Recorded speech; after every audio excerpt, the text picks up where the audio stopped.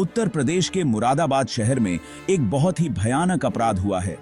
19 साल का एक जवान लड़का सोनू रहस्यमय परिस्थितियों में मृत पाया गया। पुलिस को उसका बिना सिर वाला शरीर रामपुर जिले के सैफनी इलाके में मिला। इससे पूरे समुदाय में दहशत फैल गई और पुलिस ने गहन जांच शुरू कर दी। शुरुआत में तो मामला बिल्कुल बंद गली जैसा लग रहा था। अपराध के कोई सुराग नहीं मिले और न ही कोई गवाह। यही भी पर पुलिस ने हार नहीं मानी। पहली कामयाबी तब मिली जब उन्होंने सोनू के कॉल रिकॉर्ड्स की जांच की। उसे आखिरी कॉल महनाज नाम की एक युवती का आया था जो आईआईटी की छात्रा थी।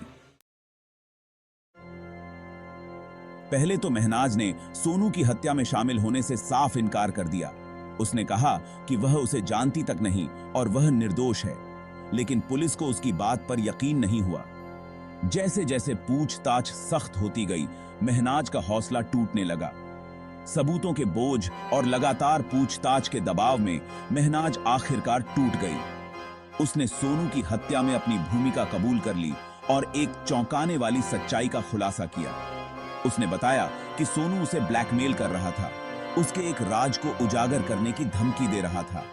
डर और बेबसी में महनाज ने अपने भाई सद्दाम को सब कुछ बता दिया, आज को उजागर की।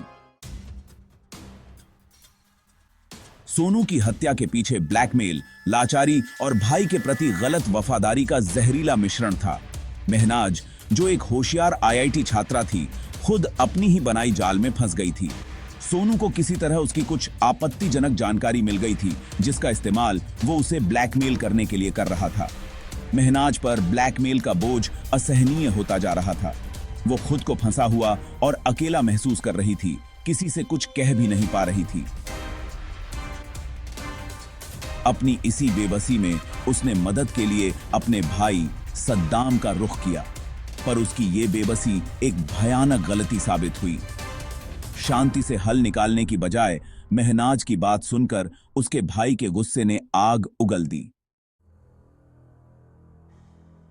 भाग 4, साजिश का खुलासा, सद्दाम और रिजवान की संलिप्तता। अपनी बहन की बात सुनकर सद्दाम का खून खौल उठा।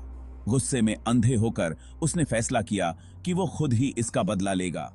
सद्दाम ने अपने करीबी दोस्त रिजवान के साथ मिलकर सोनू को रास्ते से हटाने की योजना बनाई। झूठी शान की खातिर दोनों ने सोनू को सैफनी रोड पर एक सुनसान जगह पर बुलाया और फिर वहां अंधेरे की आड़ में उन्होंने अपनी खौफनाक योजना को अंजाम दिया। हत्या की कहानी इतनी भयानक है कि बयान नहीं की जा सकती। उन्होंने सोनू की जिंदगी खत्म कर दी, ये सोचकर कि वो अपने परिवार की इज्जत बचा रहे हैं।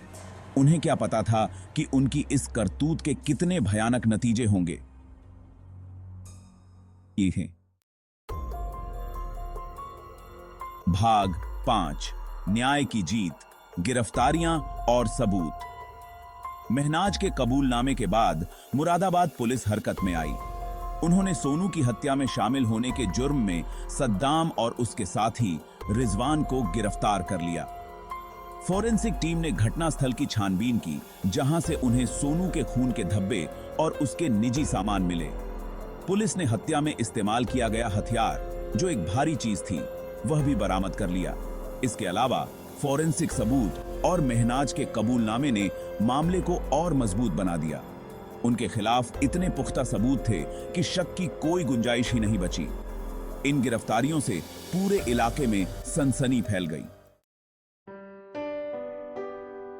भाग 6, एक जघन्य अपराध पर विचार। मुरादाबाद की अंधाधुंध हत्या का मामला जिंदगी की नाजुकता की एक बानगी पेश करता है। जो एक ब्लैकमेल के मामले के तौर पर शुरू हुआ, वो देखते ही देखते एक खौफनाक अपराध में तब्दील हो गया।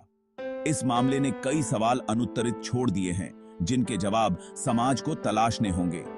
न्याय की चक्की चल रही है और आरोपी अपना फैसला सुनने का इंतजार कर रहे हैं।